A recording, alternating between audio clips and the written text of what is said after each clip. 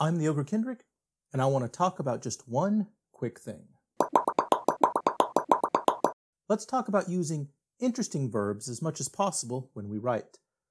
When we write, we tend to overuse certain easy-to-use verbs, even though they feel less interesting. This leads to less interesting writing, which audiences hate.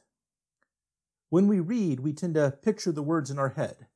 This helps us both to understand it and keeps our attention. We have difficulty picturing some words, so these often feel static or dull.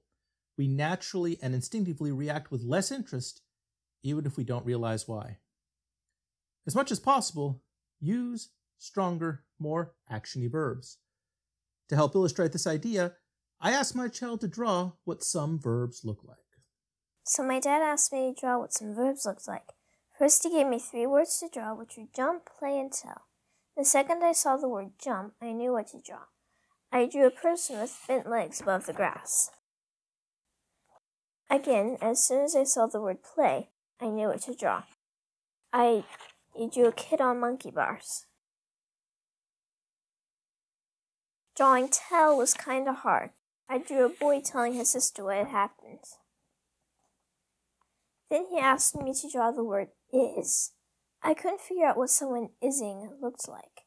He also asked me to draw can. He said it had to be can, like she can do something. I thought of drawing a person running to show they can run, but really I was drawing the word run, not can. I can't draw either word without adding something, and then I'm really drawing the other thing, not is or can. I gave her 5 verbs. 2 she found easy to draw. 1 she thought a bit before coming up with an idea. The other 2, though, she failed to find a way to draw. Her ideas resulted in her really drawing another word. I will now present a list of boring verbs that you should try to use as little as possible.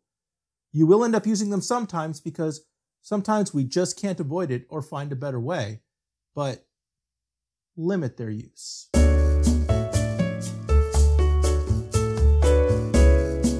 Students often have a hard time figuring out how to remove these words. The trick is rewording things a little bit so that you show an action happening. Let me show you some examples. I just said students often have a hard time figuring out how to remove these words. The have here feels weak and unnecessary. I should really replace have a hard time with a single action verb, like this. Students often struggle figuring out how to remove these words. This small change may seem like next to nothing, but consider how they add up over time when you do a lot of them. I made quite a few changes to this script after the first draft to remove as many boring verbs as possible. I will now provide you with some more of my changes. You know how to pause, so I won't leave them up for long.